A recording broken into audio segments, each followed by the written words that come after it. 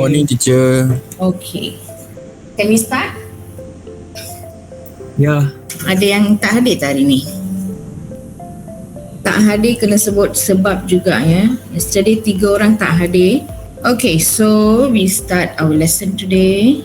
Okay, sebelum kita sambung, okay, tajuk kita keanjalan silang. Okay, keanjalan permintaan silang today. But then before that, okay, kita buat sedikit revision apa yang kita belajar before this. Okay, bawah tajuk keanjalan. Okay, so kita dah tahu keanjalan permintaan. Okay, ada 3 jenis. Betul? Betul? Betul. Okay. So, apakah 3 jenis keanjalan tersebut? Okay, teacher panggil nama Alright. Okay, we start with Abdul Rahman. Abdul Rahman dah masuk ke belum? Tak ada. Belum lagi. Abilasha? Okay. Yes, Abdul Rahman, are you there? Yes. Okay, apa 3 jenis keanjalan permintaan? Keanjalan permintaan harga, Hmm? keanjalan permintaan silang, Hmm? keanjalan permintaan pendapatan. Okay. So that is 3 jenis keanjalan permintaan Okay, the second one. Okay, apa formula untuk mengira keanjalan permintaan harga? Abilasha. Ya cikgu. Formula. Yes. Keanjalan permintaan harga. Yes, formula untuk kira keanjalan permintaan harga. Peratus perubahan kuantiti dia minta bahagi peratus perubahan harga. Okey, betul peratus perubahan kuantiti diminta over peratus perubahan harga. Okey, the next question. Apa beza antara keanjalan permintaan harga dengan keanjalan permintaan silang? Masa kita tengok 3 jenis keanjalan pun kita dah sebutkan beza dia. Betul tak? betul. Did I mention? Ya, Okay. So, Arivumoli, are you there? no teacher. Tak ada. Tak ada. Chin, Tak ada juga. ayo yo. Chong, Tak ada juga. Darshan. Ya cikgu. Okay, apa beza antara keanjalan permintaan harga dengan keanjalan permintaan silang?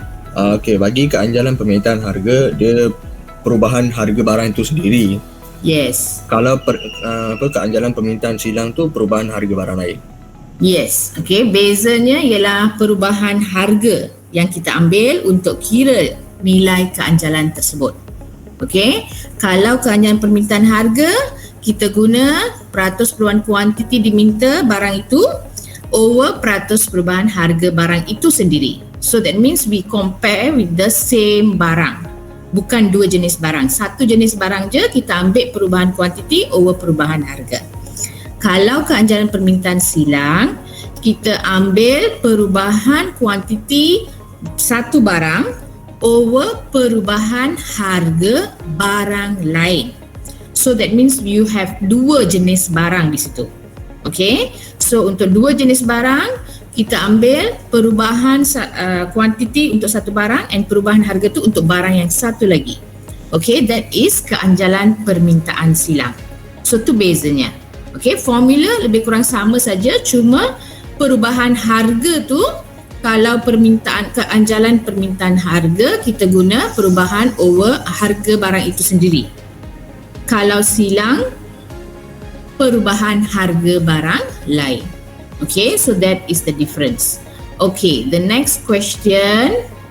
Okay, nilai keanjalan. Okay, nilai keanjalan boleh jadi kurang dari okay, before that apa tu semalam kita belajar apa? Jenis-jenis keanjalan. Betul? Jenis-jenis keanjalan. Jenis ke? Darjah.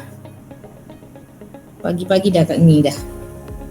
Yesterday we learned that 5 is what? Under darjah keanjalan, right? Darjah. Darjah keanjalan. Yes. Jenis tu ada 3 jenis tadi dah sebut. Now we go to the darjah keanjalan. Okay. So ada berapa jenis darjah keanjalan? Farah Alisa. Ada 5. Ada 5. Okay. Boleh sebut satu? Anjal. Permintaan anjal. Permintaan anjal. Okey, kalau permintaan anjal, apa dia punya kategori dia ataupun dia punya apa cirinya Bentuk dia untuk landai. anjal? Yes. Peratus perubahan dia lebih besar. Peratus perubahan apa lebih besar?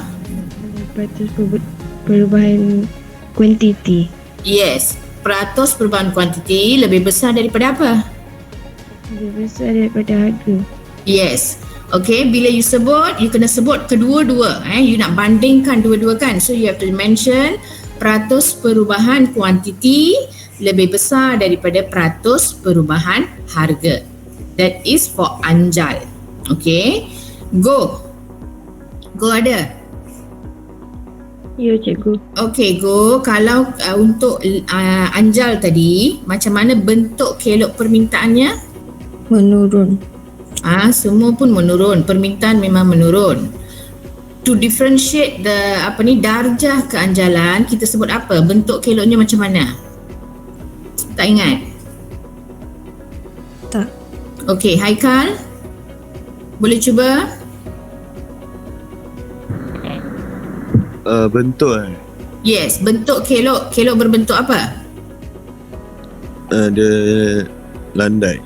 Yes, okay. Kalau kelok keanjalan permintaan tu adalah anjal, then peratus perubahan kuantiti lebih besar daripada peratus perubahan harga. So kelok permintaan berbentuk landai. Okay. Okay. The second darjah keanjalan. Hema? Cikgu tak anjal permintaan. Tak anjal atau kurang anjal. Okay. Apa dia punya cirinya?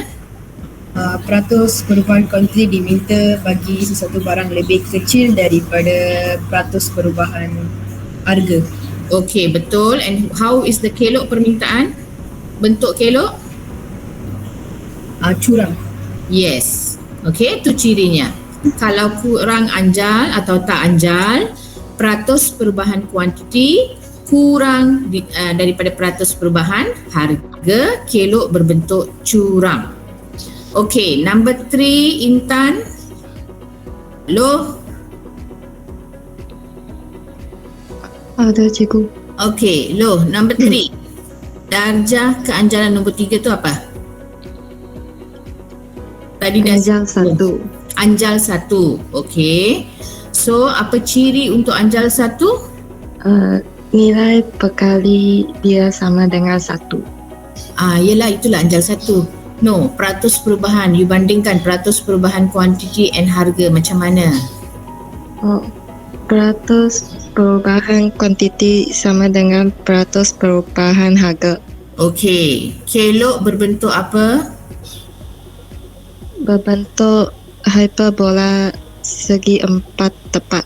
Hiperbola, sebut hiperbola saja pun sudah cukup. Okey.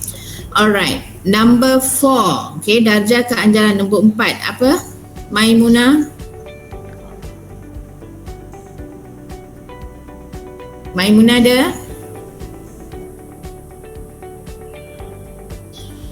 Tak ada. Mofin? Anjal sempurna cikgu. Okey. Apa dia punya macam mana dia punya bentuk keloknya? Dia mendata selari dengan paksi X. Okey. Okey, saya mendata yang ini ada tak peratus perubahan dia? Tak ada. Okey, biasanya kita tak sebut macam mana peratus perubahan dia Cuma kita akan sebut nilai keanjalannya berapa. Right? Antara berapa dengan berapa. So nilai keanjalan untuk anjal sempurna ni macam mana? Dia infinity cikgu. Infinity. Alright, infinity tak terhingga Okay, number 5, the last one, darjah keanjalan. Muhammad Aikal. Ya, cikgu. Apa yang last one tu apa? Tak anjal sempurna cikgu. Tak anjal sempurna. Bentuk keloknya macam mana? Dia menegak. Menegak. Okey, so dia menegak Tadi mendatar, untuk anjal sempurna dia mendatar. Untuk tak anjal sempurna dia menegak. Okey, and nilai keanjalannya berapa? Kosong cikgu. Kosong. Okey, nilai keanjalan ialah kosong. Betul. Okey, Muhammad Bashir, Yes, teacher. apa nilai keanjalan untuk kelok yang anjal? Apa tu? Kalau kelok anjal, nilai keanjalannya mestilah 1 cikgu. 1 is for anjal 1. Oh, Kalau anjal dia mesti kalau anjal tak tahu cikgu. Muhammad Zuan. Ya cikgu.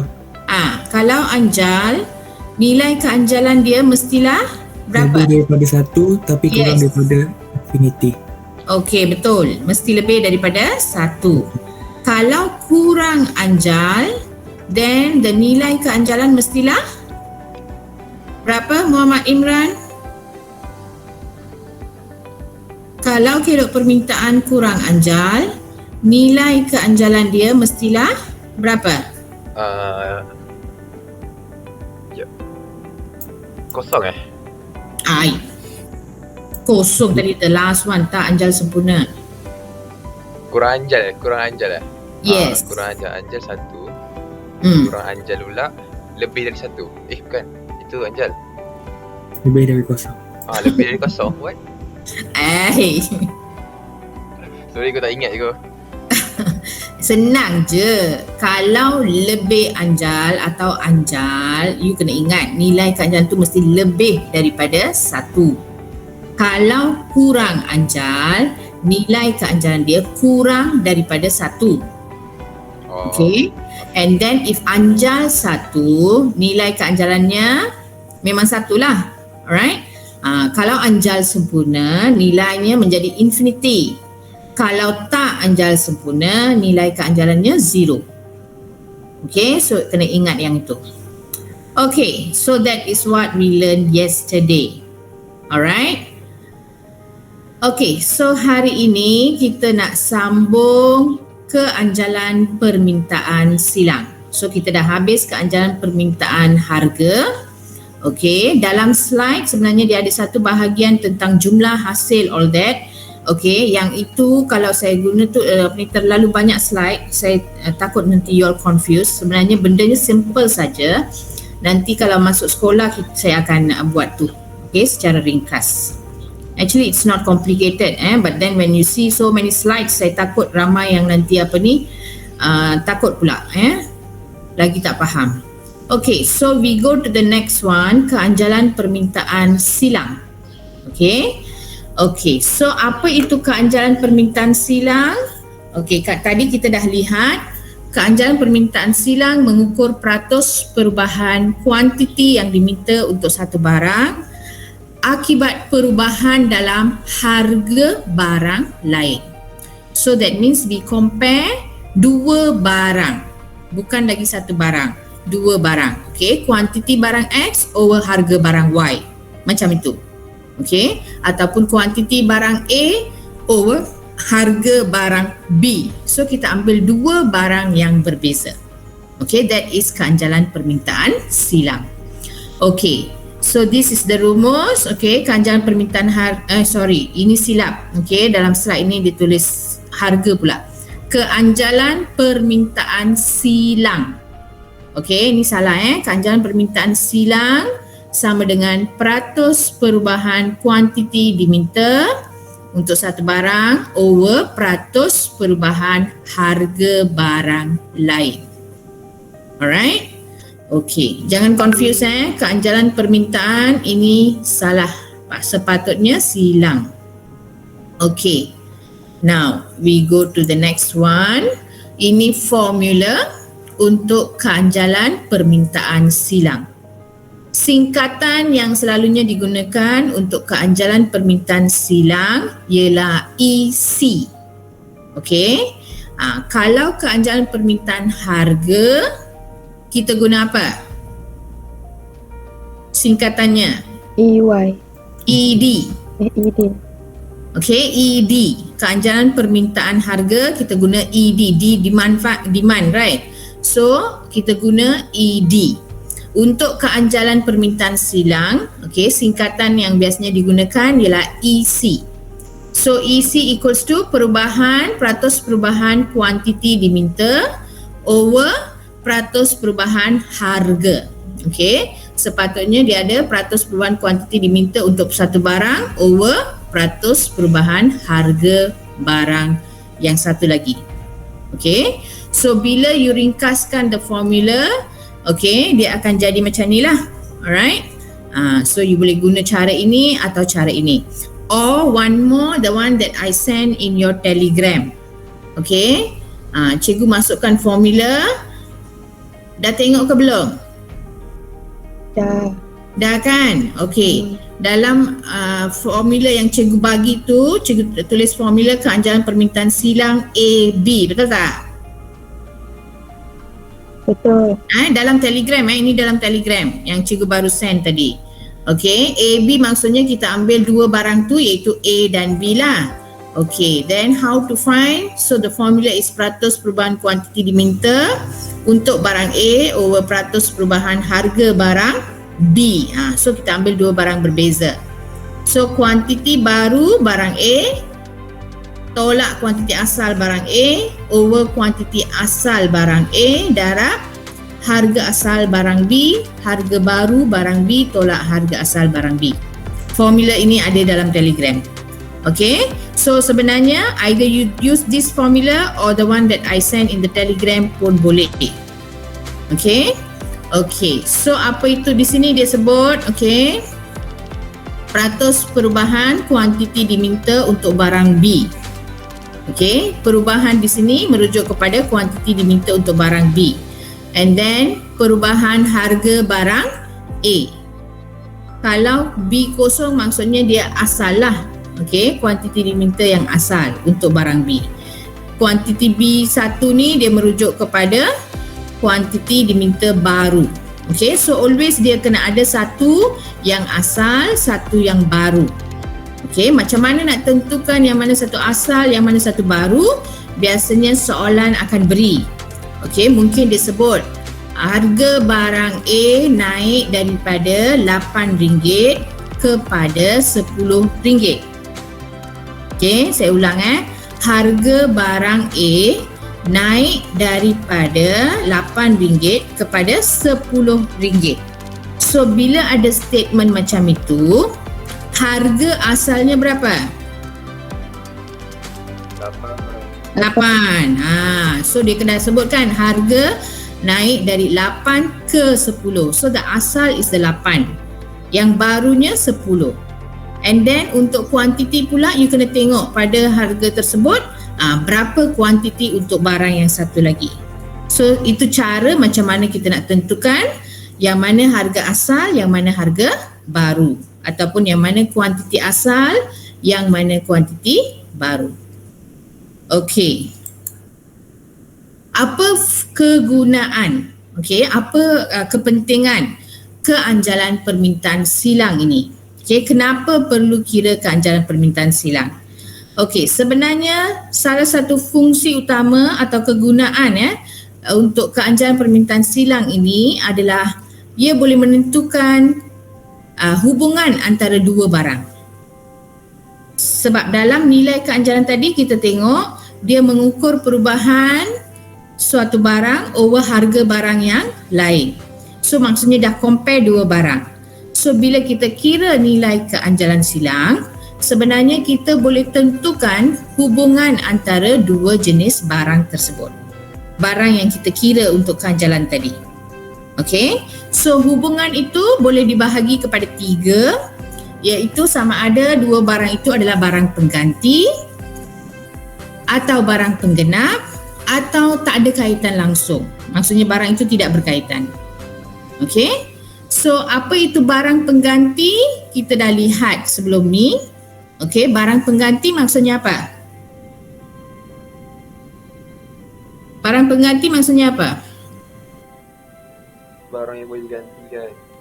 Boleh diganti dengan barang lain, betul tak? Fungsinya sama, so kita boleh ganti dengan, you tak dapat barang ni, you boleh ganti dengan barang lain. Atau harga barang A ni terlalu mahal, so you tak nak beli barang A, you beli barang B. Sebab barang tu boleh diganti. Itu maksud barang pengganti. Okey, contoh yang diberi di sini adalah teh dan kopi. Alright. Okay, tapi sebenarnya kalau orang dah tertagih dengan kopi, dia minum teh tak nak juga kan? Ada yang tak nak juga, betul? Betul tak? Betul. Tapi susahlah nak tentukan barang pengganti tu sebab dia ikut cita rasa juga. Okay, ada orang boleh ganti, ada orang memang tak boleh ganti, tak lalu minum. Okay, so kalau barang itu adalah barang pengganti, macam mana kita nak tentukan sama ada dia barang pengganti ke barang pengenap atau tidak berkaitan? Kita boleh tentukannya melalui nilai keanjalan yang kita kira. Okey, nilai keanjalan yang kita kira untuk barang A dan barang B tadi. Okey, kalau kita dapat nilai keanjalannya positif. Okey, positif maksudnya barang itu adalah barang pengganti. Contohnya, let's say jawapan kamu ialah 0.2. Okey, nilai keanjalan silang ialah 0.2. So that is positive. Bila positif, maksudnya dua barang yang kita kira tu tadi adalah barang pengganti. Kenapa barang pengganti? Bila nilainya positif, maksudnya di sini, let's say harga barang A naik. Okey, bila hubungan positif, maksudnya bila harga barang A naik, kuantiti diminta untuk barang B naik. Okey, barang A harganya naik. Untuk barang B, kuantitinya naik. So hubungan antara harga barang A dengan kuantiti barang B ini adalah secara positif. Maksudnya macam mana? Okey, let's say harga di sini dua barang pengganti ialah teh dan kopi. Harga teh naik. Okey, harga teh naik. Kalau harga teh naik, mengikut hukum permintaan, bila harga satu barang itu naik, apa akan berlaku kepada kuantiti diminta untuk teh? Turun, right? Okay. So, bila harga teh naik, kuantiti diminta untuk teh akan turun. Alright? So, bila kuantiti untuk teh turun, orang akan gantikan teh itu dengan pengganti lain lah. Okay, iaitu kopi. So orang kurang beli teh, okay, dia pergi restoran, dia beli kopi pula sekarang. So apa akan berlaku kepada permintaan kopi di sini? Permintaan ke atas kopi akan naik. Okay, tapi ada tak harga kopi ini berubah? Tak. Harga kopi tetap sama, tapi permintaannya meningkat. Meningkat sebab apa? Sebab orang gantikan teh dengan kopi. Sebab harga teh sudah naik, orang kurang membeli teh, dia ganti dengan kopi. So walaupun harga kopi tak berubah, tapi permintaan ke atas kopi naik. So di sini harga teh naik, permintaan kopi naik. Okay, so hubungan antara dua barang ini, okay, dari segi harga dan kuantiti adalah secara positif, langsung. So bila hubungannya positif, bermaksud, okay, nilai keanjalan yang kita dapat tu positif, maksudnya hubungannya positif. Ini menentukan bahawa dua barang itu adalah barang pengganti. Faham? Faham tak? Faham. Faham? Boleh? Belum. Boleh teacher. Siapa boleh explain balik? Ada yang nak try explain balik apa yang cikgu cakap tadi? How kita boleh kaitkan, okay, positif maksudnya, okay, dia barang pengganti. Macam mana kita nak kaitkan? ada di sini kan harga barang A naik, so you must mention lah harga naik, apa berlaku pada kuantiti A, and then kesannya kepada kuantiti B, macam tu. Boleh ulang balik? Tadi kita stop dengan siapa? Imran Ya. Imran dah. Okay, so the next person is Khairul. Khairul ada?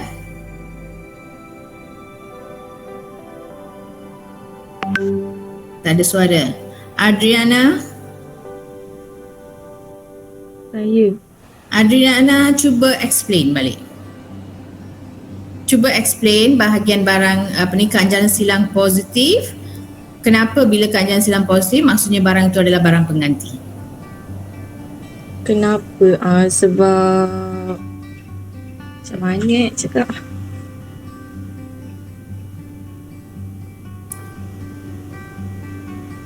Dia positif sebab barang tu dapat diganti macam tu No, you must mention the hubungan di sini. Harga barang A dengan kuantiti barang A.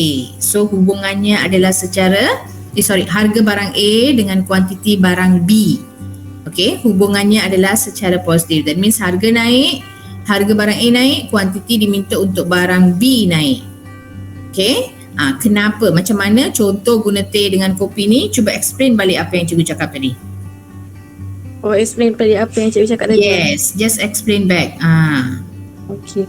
Barang pengganti positif ni apabila barang kan harga barang A dengan kuantiti barang B adalah positif disebabkan oleh barang pengganti macam tu. Contohnya teh dengan kopi. Sebutlah bila harga teh naik apa berlaku all that. Sebut. Okey. Apabila teh naik, kopi akan naik juga macam tu. Ni kakak, apa teh naik, kopi pun naik? Okey. Apabila harga teh naik, kuantiti kopi akan naik macam tu. No, you must mention bila harga teh naik, apa berlaku kepada kuantiti yang diminta untuk teh dulu. Then baru compare with the coffee. Apa berlaku pada permintaan kopi?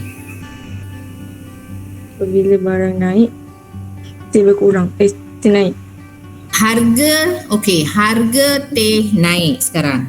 Right? Okay. Apa berlaku pada permintaan ke atas teh? Bertambah.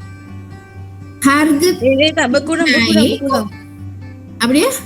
Berkurang Kenapa berkurang? Sebab harga teh naik. So kuantiti diminta untuk kopi bertambah. Kakak sebut dulu untuk teh, then baru kita pergi kepada kopi. Okey. Harga teh naik akan menyebabkan kuantiti diminta untuk teh tersebut berkurang. Betul. Harga teh naik. So bila harga teh naik, kuantiti diminta untuk teh turun. Alright? Then apa berlaku? Kopi, kuantiti diminta untuk kopi bertambah. Okay, sebab apa? Sebab harga barang teh menaik. Sebab dia boleh digantilah maksudnya teh dan kopi ni adalah barang pengganti. So bila harga teh naik, permintaan ke atas teh menurun. Orang tak mau beli lagi teh sebab harganya tinggi. So apa akan berlaku? Pengguna akan beralih kepada barang pengganti kepada teh tu, iaitu kopi. Okay, so permintaan ke atas kopi meningkat. So harga teh naik, permintaan kopi meningkat. So hubungan antara harga teh dengan kuantiti yang diminta ke atas kopi adalah secara positif. Okay, positif. So bila positif maksudnya hubungan antara dua barang itu adalah barang pengganti. Boleh? Boleh ke? Lepas ni tak nak minum teh, tak nak minum kopi dah. Ya, dah confused. Okay. Nak tanya seorang lagi. Tadi Adriana. Alisa. Ya, saya. Alisa, cuba sebut balik tadi. Apa yang you faham? Keanjalan permintaan silang, apabila keanjalan permintaan silang positif, kita boleh bandingkan antara teh dengan kopi. Apabila harga barang bagi teh meningkat, maka kuantiti diminta bagi teh akan berkurang. Tapi apabila harga barang tapi menyebabkan harga permintaan kopi meningkat sebab harga kopi tidak berubah. Yes. And then walaupun harga kopi tak berubah, so permintaannya meningkat. Okay, kenapa meningkat? Sebab dua barang itu adalah barang pengganti. Maksudnya pengguna sudah gantikan teh itu dengan kopi. Okay, dapatlah tu. Alright. Now, we go to the next one. Semua okay ke? Okay, teacher faham. Aduh, susahnya kan? Nak tak bersemuka ni, itu masalah dia. You faham ke tak faham ke, cikgu pun tak tahu. Tapi kalau bersemuka, cikgu marah tau. Selalu kena marah you all nanti.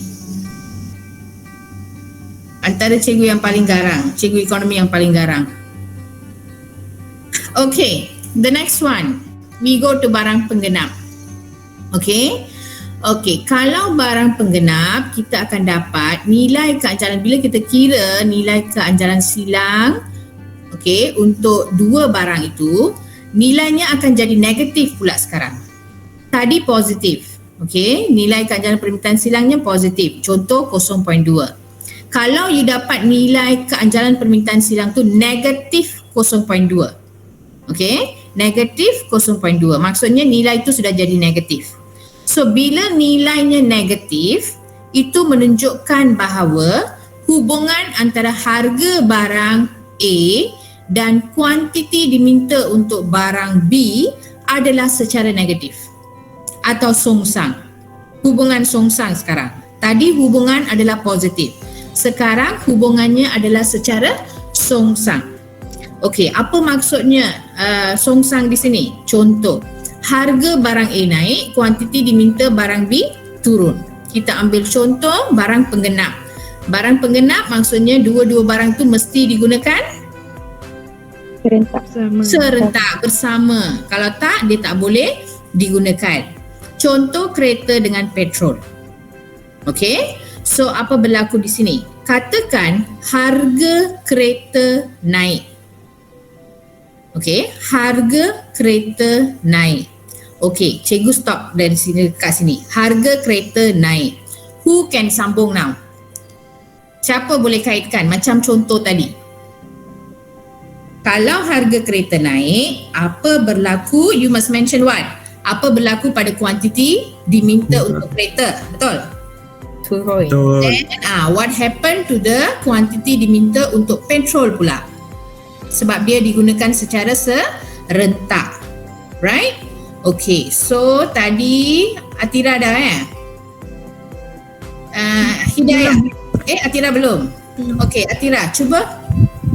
Kalau harga barang A naik. Okay, sebut terus barang tu. Contoh harga kereta naik. Harga kereta naik, permintaan terhadap kereta akan menurun. Yes. Jadi kuantiti diminta bagi petrol pun menurun sebab barang penggenap kena guna sama-sama. Okey, betul lah. Alright. Bila harga kereta naik, so permintaan ke atas kereta menurun. So bila permintaan ke atas kereta menurun, permintaan ke atas petrol juga akan menurun. Okey, walaupun harga petrol tidak berubah. Okey, harga petrol tak berubah tapi kuantitinya menurun sebab permintaan ke atas kereta sudah jatuh. Okey, so di sini harga barang A naik, kuantiti barang B turun.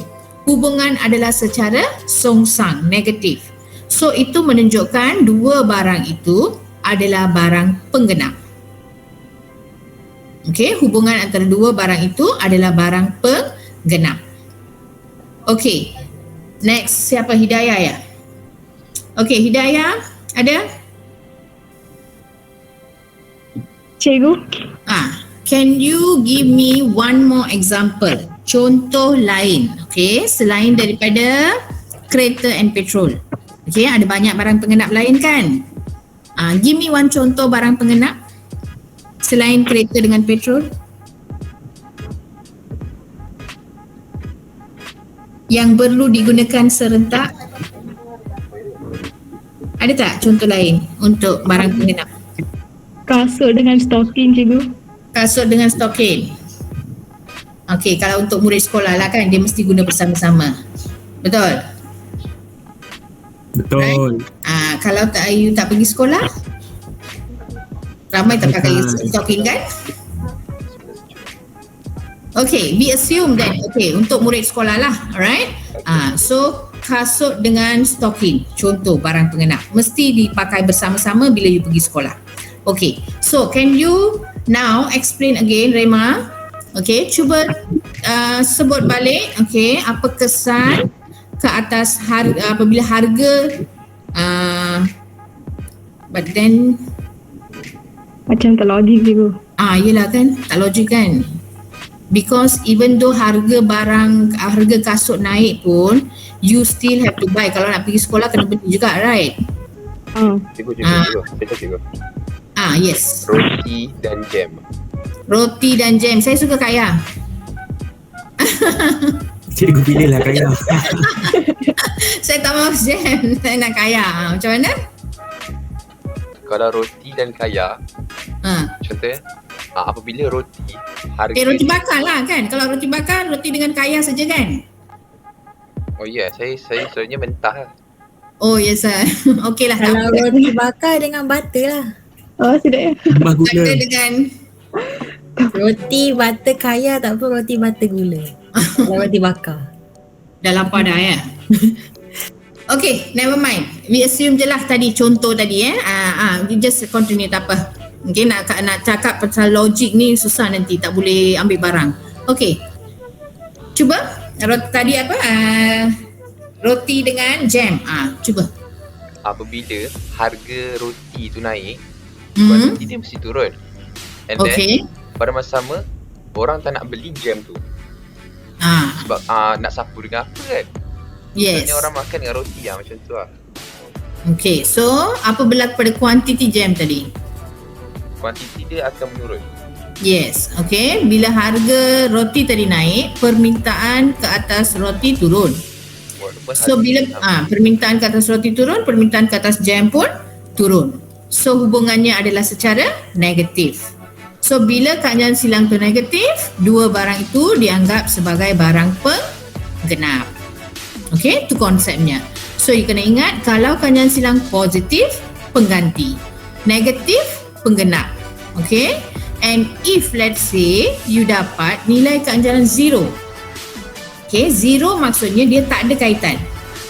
Okay, dua barang itu tidak berkaitan. Contoh di sini, harga barang A naik. Okay, untuk keanjalan silang negatif harga barang A naik. So apa akan berlaku? Kuantiti barang A akan turun. Okay, kuantiti barang A turun. Tapi kuantiti ke atas barang B tidak berubah. Sebab orang tak ada kaitan, barang itu tak ada kaitan langsung. Okay, so barang B ini kuantitinya tidak berubah. So bila tidak berubah, maksudnya dua barang itu adalah tidak berkaitan. Okay, contoh di sini kereta dengan kopi, tak ada kaitan langsung, right? So bila nilai keanjalan silang itu zero, you dapat nilai 0, then maksudnya dua barang yang kita kaji tadi dalam keadaan silang tadi tidak ada apa-apa kaitan. Dia bukan barang pengganti, dia bukan barang penggenap. Itu maksudnya. Okay, so this is the kepentingan mengira keanjalan silang ataupun apa yang kita boleh tentukan dengan keanjalan silang. Okay, so dengan kira keanjalan silang, kita boleh tentukan hubungan antara dua barang. sama ada barang itu adalah barang pengganti atau barang penggenap ataupun tidak berkaitan. Kalau keanjalan silang positif, maksudnya dua barang itu pengganti. Kalau keanjalan silang negatif, barang penggenap. Kalau tak ada kaitan, then your nilai keanjalan will be 0. Okay? Okay, we go to the next one. Okay. Ini contoh kiraan. Okay. Hitungkan nilai keanjalan permintaan silang bagi setiap barang apabila harga barang A naik dari 2 ke 4 ringgit. And then tentukan hubungan barang A dengan setiap barang tersebut. Okay. So di sini ada 3 jenis barang. Harga barang A. So maksudnya perubahan harga tu kita ambil untuk barang A. Okay. And then dia dah kata harga barang A naik dari 2 ke 4. So harga asalnya berapa? 2. Barunya 4. Okay. When you kira keanjalan silang, you must compare with the other barang. Okay, tapi sini ada 3 barang kan? Maksudnya, you kena kira keanjalan silang untuk barang A dan barang B dulu. Then, you kira keanjalan silang barang A, barang C. Then, one more, barang A and barang D.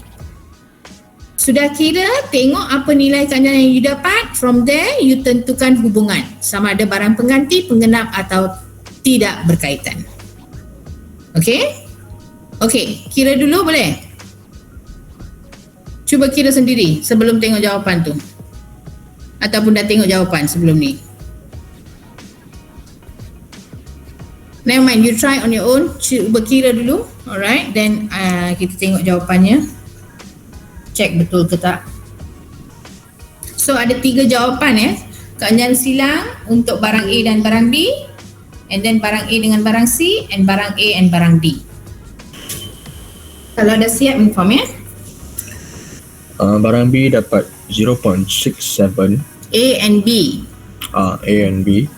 Okay. Then A and C negative 0.6. And then A and D 0. Okay. Okay, I give another few minutes untuk yang lain cuba, then we check the answer.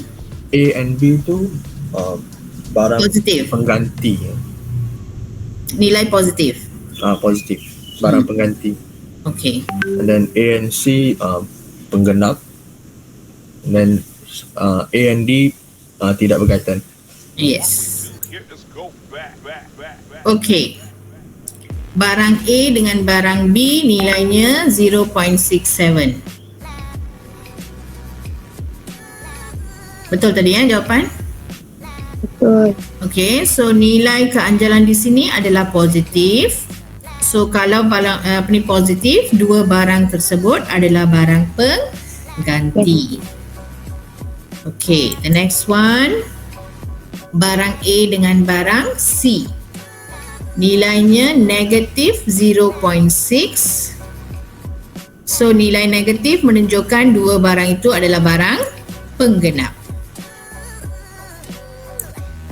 Okay, and the third one, A dengan D. Okay, nilainya kosong.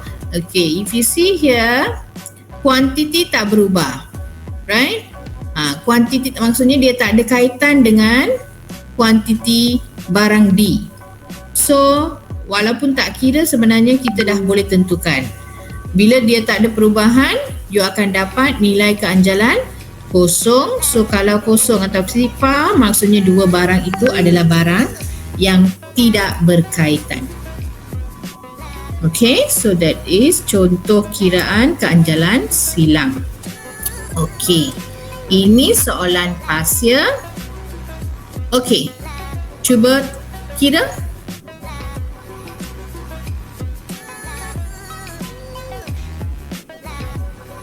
Apa jawapannya? Negatif 0.17.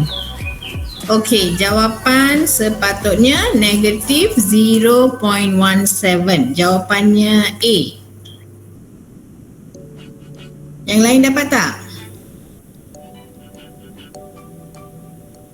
Dapat teacher. Okay. So yang ini kenapa keluar macam ni?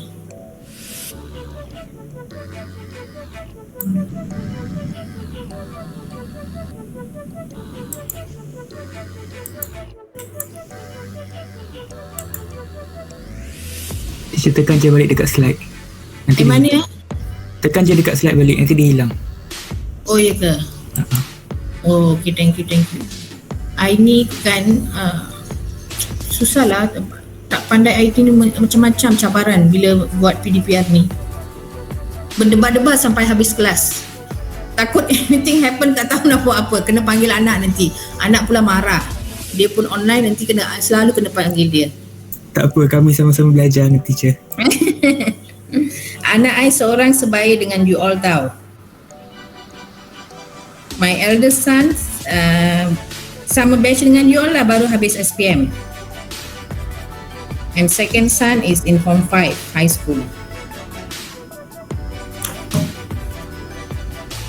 Okay, so this one, how do you do this?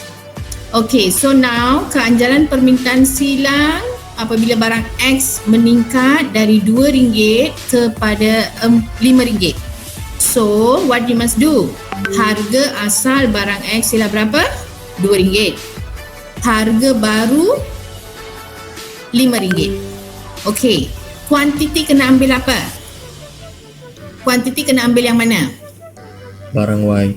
Yes. Okay, actually yang ini kuantiti X ni dia beri untuk kelirukan kamu. Alright? Sebab dia nak uji. Kamu tahu tak apa itu keanjalan silang? Keanjalan silang you cannot compare with the same quantity. You kena compare dengan dua barang yang berbeza. So you kena ambil kuantiti yang diminta untuk barang Y. Okay? Kalau soalannya ialah keanjalan permintaan harga, okay, then you kena ambil harga barang X dengan kuantiti barang X. Tapi ini ialah keanjalan permintaan silang. So kena ambil harga barang X dengan kuantiti barang Y. So bila kira dapat negatif 0. Actually it will be 0.166666 macam tu kan? So you bundarkan jadi negatif 0.17. Okay? Ini saya rasa tak ada jalan kira dalam slide ni, dia tak tunjuk. Okay, nanti siapa yang betul tu you just snap and send in the Telegram. In case ada yang tak tahu macam mana buat, dia boleh rujuk. Okay? Okay, another question. Soalan STPM 2014-2015. Okay, this is about kelok permintaan untuk, okay, dia beri dalam bentuk kelok sekarang. Okay, tadi dalam bentuk jadual. Yang ini dalam bentuk kelok. Okay, dia kata harga teh ialah RM9. So here harga teh tak berubah. Alright. So berapakah keanjalan permintaan silang teh jika harga kopi meningkat? Okay, cuba kira. Teacher, is the answer D? 3. Yeah. Yep. Okay, jawapannya adalah 3. Okay, so untuk soalan ini harga teh, okay, dia kata keanjalan silang bagi teh jika harga kopi meningkat.